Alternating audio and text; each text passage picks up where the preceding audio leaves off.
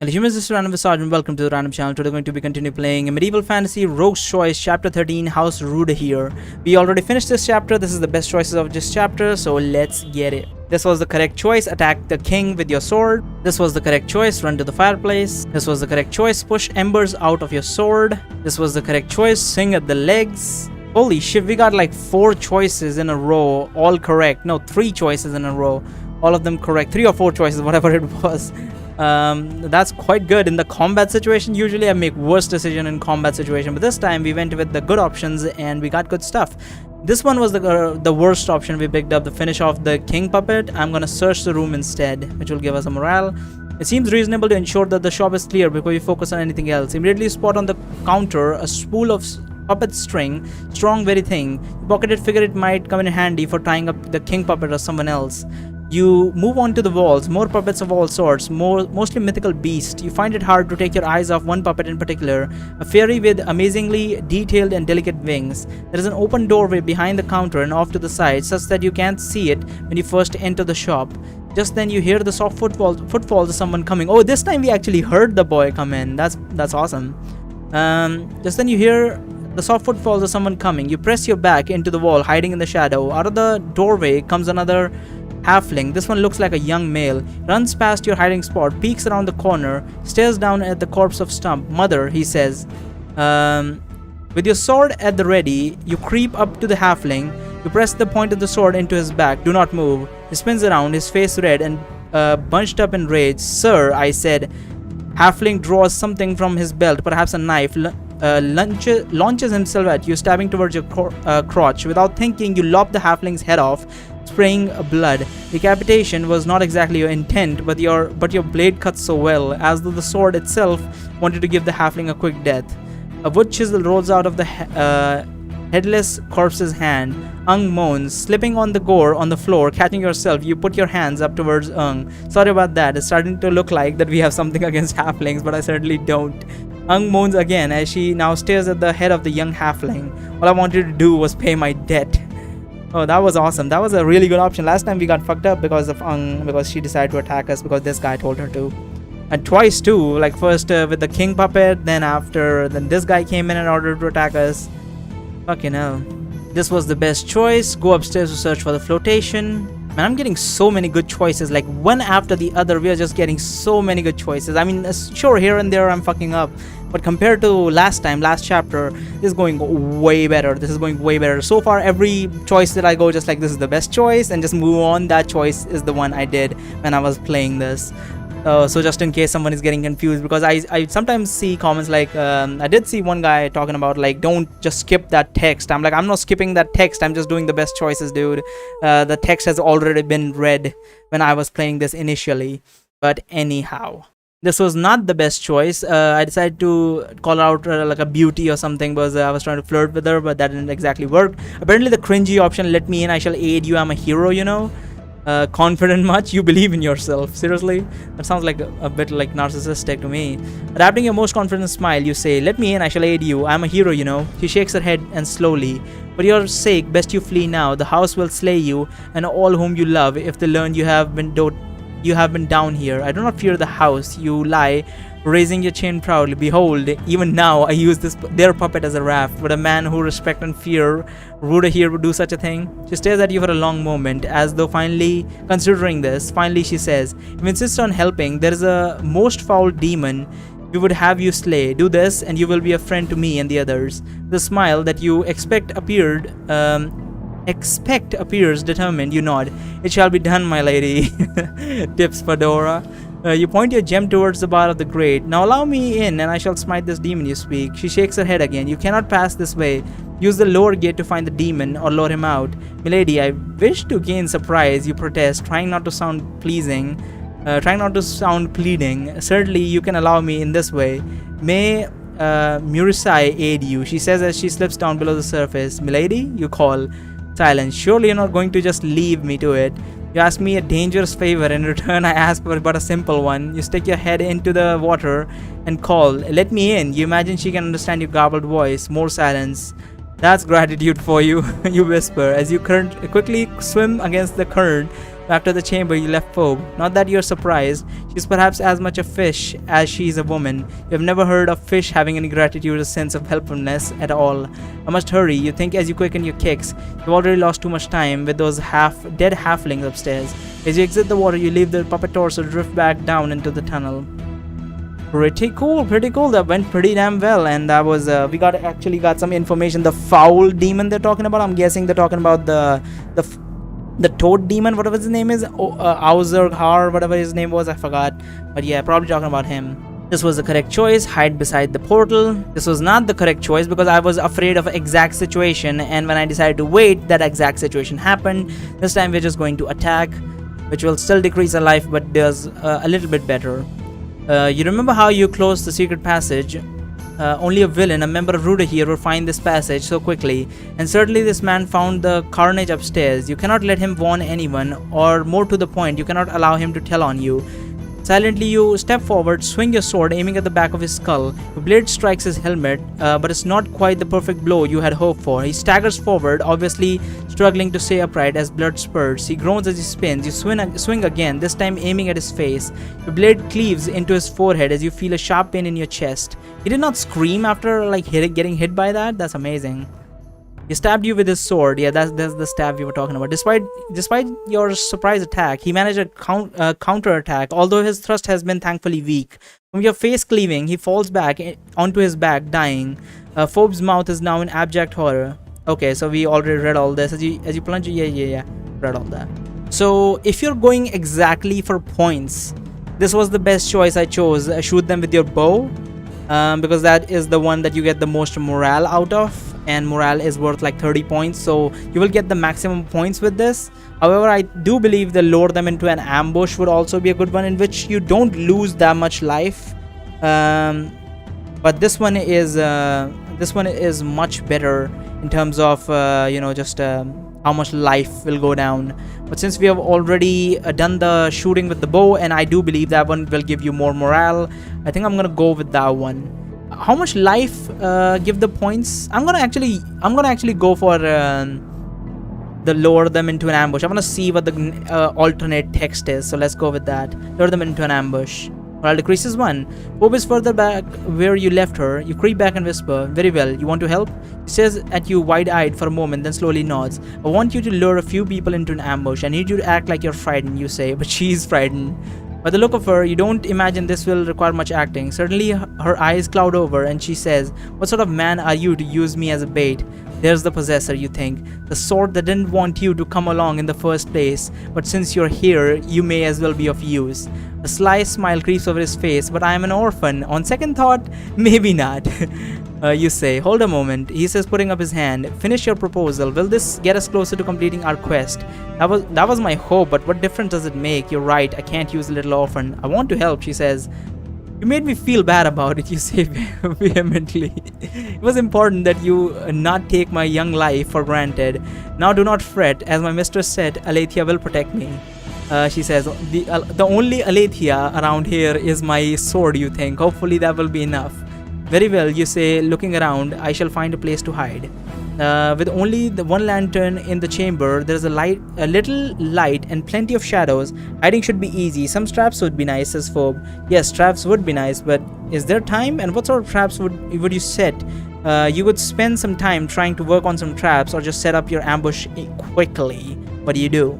The best choice here is work on traps, which will not take as much life. If I set up the ambush immediately, it would give me the exact amount of stuff I got from shooting the bow. Pretty much the exact amount, not exactly. But this one will at least, in this route we get less morale, but our life decreases less. I'm gonna work on traps. I'm sure the combat is just gonna end up with the combat situation again, so we might as well get some extra, stats.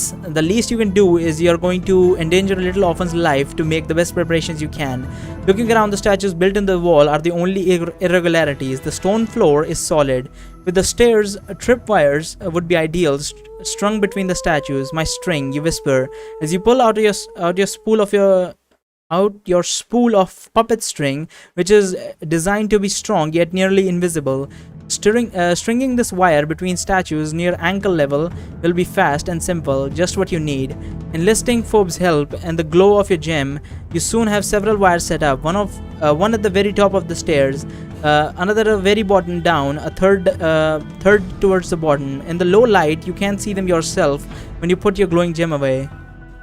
Morale increases 1. With the trap set, now is the time for the ambush. After a hastily made plan with possessed Phobe, you hide in the shadows near the bottom of the short stairway as she walks up to the top and then around the corner. A few seconds later, you hear, "Help, I'm lost." There are a few shouts from what you suppose are the guards.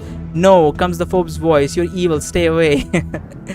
There's the patter of her footsteps and more shouts at the distance. Your eyes have adjusted well to the dim light when now see Phobe hurrying over the tripwires down the stairs, now down the hall. A moment later is the clanking of wood against stone. One of the puppets appears, running its jerky motion. Its foot catches the top tripwire and it topples headfirst down the stairway. Bounce from the shadow, heaving your sword in a mighty overhead chop, striking the back of the neck of the wooden puppet perfectly. Wood splinters from your blow, and the puppet shudders. You wrench your blade free, strike again in the same spot as though you were splitting neck. With the second blow, the neck splits entirely. The puppet collapses. "I don't like the sound of that," says a high-pitched voice from the direction of the gate room, probably the halfling. "Go. You go," said another man, presumably the man.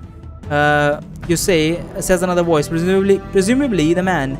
"I'm the keymaster," says the halfling. So there is a sound of wooden footsteps drawing near. There is no time to hide the still twitching puppet, so you shrink back into the shadows. Another tall puppet appears at the top of the stairway, his glass gems eyes fixed on the puppet below. The man comes up behind the puppet and peers down the hallway. 9 hell, that clumsy... Oh, he thought that the puppet fell down the stairs and broke its neck or something. That is true. That would probably what it would look like in this like darkness. 9 health, that clumsy. His sentence is cut off as he stumbles forward over the tripwire. Oh, because from that distance he probably just saw that the puppet was lying down. They thought like probably fell off. Sentence was cut off as he stumbles forward over the tripwire and begins stumbling down the stairs. You launch out of the shadows, swing your sword as he somersaults. He brings an arm up and your blade cuts completely through it, severing his arm just below the elbow. He screams in pain as the puppet clanks down the stairway. Holy shit, you're not sure which tripwire got the puppet, but soon is falling too. How many fucking tripwires are there? You finish off the man by cleaving into his skull and slash down on the puppet. Your blade embeds into the neck of the puppet but does not split. The puppet kicks you, knocking you back into the wall, slamming your head. As the puppet rises, you bury your blade in the top of the head of the thing, splitting it. Bury your blade in the top of the head of the thing, splitting it. The puppet swings his arm, striking you in the side with his forearm like a club. You're flung backward, stumbling, and the tripwire at the bottom of the stair catches your heel. You fall onto your rump, scoot back as the puppet tries to kick you. The puppet lunges forward, and now it trips on the bottom tripwire, topples forward. You roll up onto your feet and chop down with all your strength onto the head of into the head of it. Now splitting it in half, the puppet shudders and collapses, then is still. Okay, pretty hectic, but does the trick. We do a lot of rolling, by the way. Feels like it's like Dark Souls. We're constantly rolling. This is very interesting text, by the way. Your attention is pulled away by the sound of a gasp. The halfling is at the top of the stairs. His jaw dropped. Swiftly you sheath your sword and pull your bow off your back. The halfling runs. As you sprint up the stairs, trying to avoid your tripwires, you draw an arrow from a quiver. When you get to the guard room entrance, the halfling is already atop the dais, heading towards the room. You notch your arrow, step into the room, draw back your bow. The halfling jams his key in the door. You take a moment to aim, then fire. Your arrow sinks into the middle of his back. He twists, lets out a gurgling sound, and collapses. Taking a deep breath, you sling your bow and walk into the room. As you step over the chalk symbols on the floor, there's a ringing in your ears, and you feel slight resistance to your movement. However, the barrier is not that strong, and you push through. That's an alarm, you idiot. You spin around and see Phobe. Okay, it was an alarm. That's why that half-elf, the elf person knew, dark elf person knew. You spin around and see Phobe with her hands in the air in exasperation. Now they know you're here.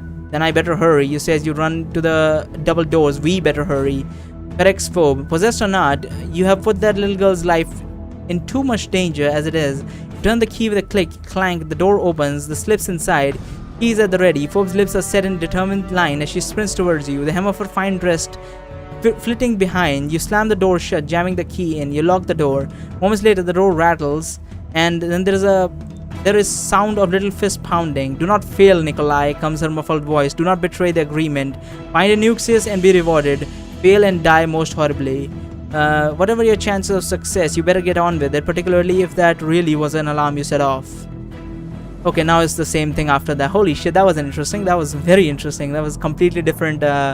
See, this is what I like. This is the sort of thing that I actually like. Like, it leads back to the exact same thing, but at least we got like a different, like, at least we got to read something different. I don't expect them to like make a full free game on top of that with like a whole separate pathways to go down. That wouldn't make any sense. Like, if it was a paid game, I guess it was I would expect that much. But if it's not, then I don't think I should be expecting that sort of thing. This was the correct option that we found out after dying once. Attack the were-rat with your sword. This was the correct option. I wish to pay with coin and be taken out of your book. This was the correct option. His truth-saying profession. This was the correct option. You can either go for it's a shame that you didn't ride with us. Argos said he missed you. Krugel is a fine conversationalist. Argos not so much. I'm gonna go with the one I went with earlier. That is, Krugel is a fine conversationalist. Argos not so much. This was not the correct option. The best option here would be pleasure and nothing else. Let's go with that. Pleasure and nothing else, you say? Of course, says Darren, looking over at the naked people in line. Krugel winces, but quickly readopts a neutral expression. A lie, you think. Krugel cannot hide his distaste for deception, not even by his master. The naked people grin, some shouting their approval. One of the men sways drunkenly and raises a glass, sloshing red, what you assume is wine. Best I keep one eye on Krugel when his master speaks, you think. Therein lies the truth. That is true, that is true. The best option in this situation is the Duke, apparently, so let's go with that. I still believe the Cult of the Thog was the best one. But the Duke does the trick. Best to lure them into a sense of complacency, you think. To guess the Duke is pretend idiocy while making them think you're happy with this turn of events. If Agra were here, she would praise you for your duplicity. Oh, it's the Duke. I already read this. Yes, I have read this. Oh, it's the Duke. Yes, I have already read this whole situation. This was the correct option. It does decrease my life, but does give me morale, and morale is worth more points. So I'm gonna go with spoken like a true slave again. And that should be it. Stats for this volume. And we got it. Fearless, cunning, lovable rogue. Last time we got 450, which was pretty good considering we did pretty damn well in this chapter. But this time we got 640 and we are on top. Okay, so the life is only worth 10 and the morale is worth 30. So last time, as I said, it's preferable. If you want points, go for the option with the bow. Which I did in my main when I did play this for myself without the walkthrough, is aim for the halfling and shoot him with the bow. That sort of combat situation will give you more morale than the one you have in this one, which probably give you a little bit more points if you're trying to get to the maximum points you can get in this volume. But thank you so much for watching. There's a link in the description to my Twitter. There's also a link to my Patreon. Go follow me over there. There's a link to a channel that I got the background music from. There's also a link to the walkthrough that is not written by me again, by some dude. That's where I read it off of. I will leave a link to that. And we'll see you next time for chapter 14.